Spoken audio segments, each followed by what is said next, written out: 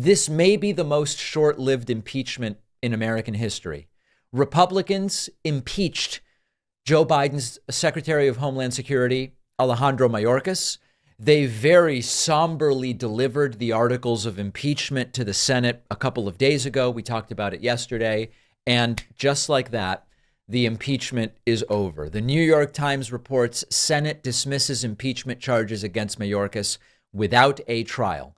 Democrats quickly swept aside the articles of impeachment, accusing the Homeland Security of refusing to enforce immigration laws and breach of public trust, calling them unconstitutional. Here is the moment in the Senate where this took place. All Democrats voted in favor of dismissing this. I believe all but one Republican voted against, and there was one Republican, I forget who it was, maybe Lisa Murkowski, who voted present.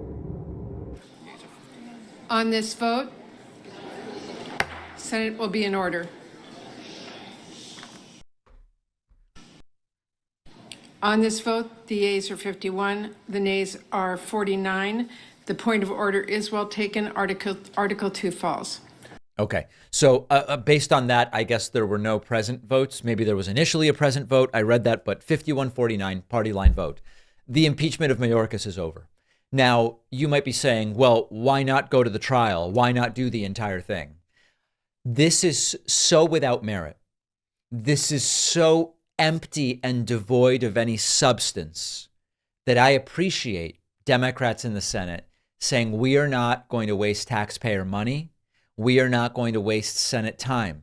We are not going to, I don't even know if it would have been covered, honestly, by corporate media, but we are going to save corporate media the distraction of covering an impeachment trial destined to go nowhere because there is nothing to it. It's sort of like when you pour water on cotton candy and next thing you know, it's gone. It's gone. I appreciate that they are doing this. We all know this was going nowhere, and it is yet another failure of the Republican Party. What are they going to say to justify their re-elections and elections in November? We know part of it used to be the economy is terrible and we will fix it. That's not flying anymore because everybody can tell the economy is not terrible and it doesn't exactly need fixing. It needs continued improvement. It needs tweaks. We need to do better. But the idea of a disastrous economy is nonsense. So instead, they started thinking of, well, what about Biden crimes? Bribery? What other crimes can we get him for? Except their investigation of years has continued to find nothing. Well, what about the border? How about we impeach Mayorkas over the border? Except it's completely and totally bogus, and it has already fallen. So I don't know what they're going to say to justify their elections in November. Something about fighting communism and Marxism, which we struggle to actually find anywhere in the United States. But they deserve to lose, and hopefully this is the next failed attempt at trying to justify their elections. It is time to start thinking like voters and to make sure that kids understand the importance of voting, how it works, registering, ballot initiatives, because so many kids just have no idea.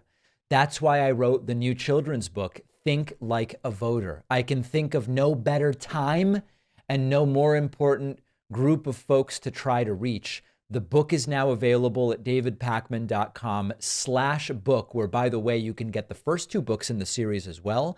Think Like a Detective and Think Like a Scientist. Really important stuff. Donate them to local libraries, classrooms, read them with the kids. davidpakman.com/book.